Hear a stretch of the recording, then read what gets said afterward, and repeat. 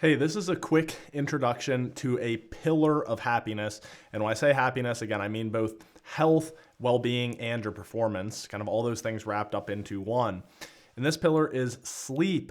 Now, I don't have time to go into a super in-depth explanation here, so I'm just going to jump into why sleep is so important. And then 3 science-based protocols you can use to improve your sleep health, your sleep quality. So again, I don't have time to go through all of it. I will reference one book by Matthew Walker, who's one of the world's leading sleep scientists. He wrote a book called Why We Sleep, which is incredible. He goes into tons of case studies and information about just how important it is. And some of the things he highlights is that way more people die every year from drowsy driving than drunk driving.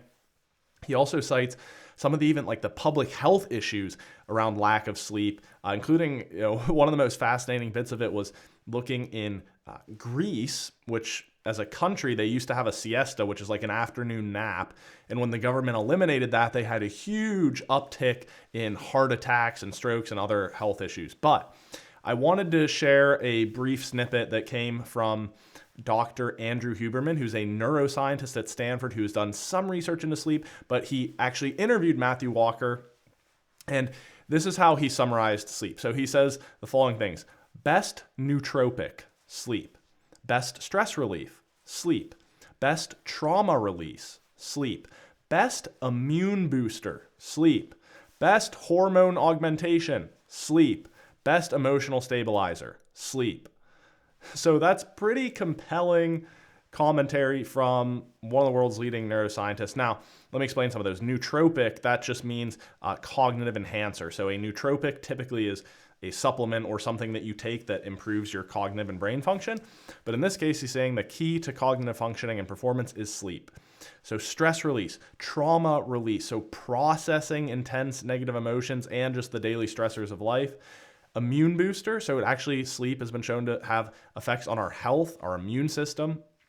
Hormone augmentation, right? Things like testosterone, these hormones that are central to our functioning, and then emotional stabilizer, of course, as essential. And I heard an interview with Dr. Huberman recently where he's talking about how even if you look at like suicides, very often what you'll see is like the days and weeks leading up to it, irregularities and issues in sleep patterns. There's also research that shows that when you are underslept and you're feeling tired, there are issues with a hormone called ghrelin in your body that helps regulate appetite. And so we tend to eat more and we tend to eat less healthy when we're underslept. Our body tends to crave salts and sugars and fats.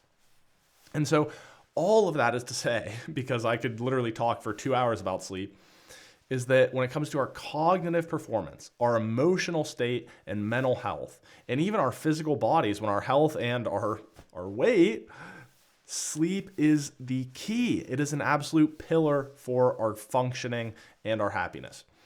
So it's the single most overlooked health issue is a lack of sleep, and I think the single highest leverage tool to improve our health and happiness is sleep. So let me just give you 3 science-based protocols that can help you with sleep. And now again, I'm drawing from pretty wide range of scientific literature here, but these are pretty well-established norms. The first one is sunlight within 60 minutes of waking, and then ideally watching sunlight or absorbing sunlight again in the evening around sunset. Particularly that wavelength of life at sunset has a positive effect. Now, you may be thinking, and if you're watching this where I live in Western PA, you're like, how the hell am I going to get sunlight within 60 minutes of the morning? I have to wake up at 8. So you can substitute bright light, or as soon as it gets light out, ideally you'll get some sunlight. But this is essential because what this is doing is helping your body regulate the circadian rhythms, which are the rhythms of your hormones that regulate wakefulness and sleepiness. And so by getting that early exposure to light, it's helped waking you up, make you more alert, and it helps set your body's internal clock so that when the nighttime comes back around, you have an easier time of falling to sleep. That's also what that evening sunlight exposure does. When you have that wavelength of like the setting sun, that also cues your body to know, okay, we're starting to wind down. So this is absolutely essential. Your circadian rhythms not only regulate your sleep patterns, but also a number of other health outcomes. And so that is the surest way to stabilize and regulate it, is to get that morning light, ideally sunlight.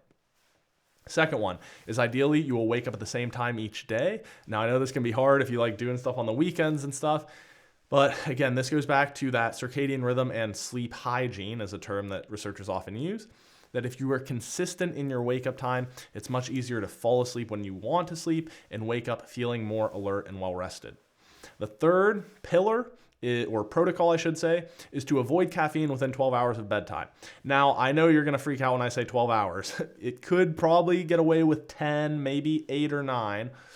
But that means if you're trying to go to bed at 10, you're not gonna have coffee or tea or soda or whatever after 10. So if you're a little bit of a nerd, you might like this. I won't go too far into it, but you can look at something called the half-life, which is a chemistry term, but it's basically how long does something stick around in your system. And so for the body to fully process caffeine out of the bloodstream, it takes anywhere from about 8 to 10 hours typically. And so if you have a cup of coffee at like 3 in the afternoon or 6 p.m., like there's still going to be a pretty good bit of caffeine in your system as you try to go to sleep. So what have we covered here? All right, I know I ran through that a little bit quickly, but what we said is that when it comes to all of these elements of cognitive performance, mental health, stress, emotional health, immune health, and even your weight, sleep is the pillar. And so now how do we optimize our sleep?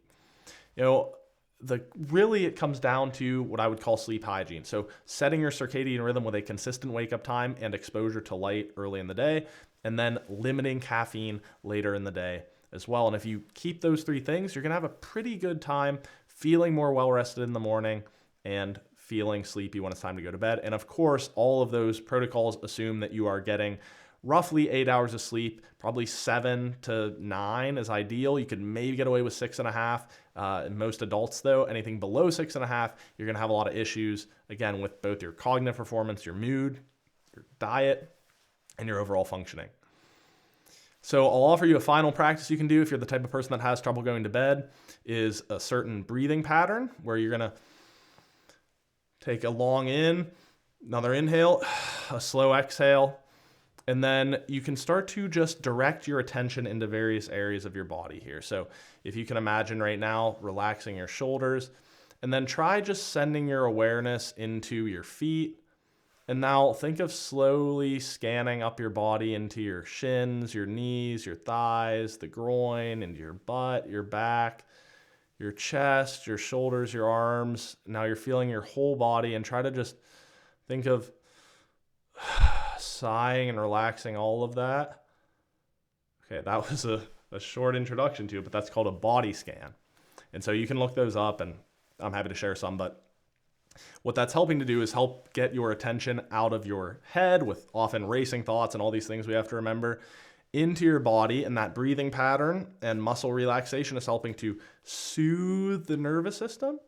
And so what you can practice if you have trouble falling asleep is starting in the feet, bringing that awareness up the legs, through each and every muscle, into the torso, into the lungs, into the organs, down your arms, and then you can just repeat. And often that can help to ease into falling asleep.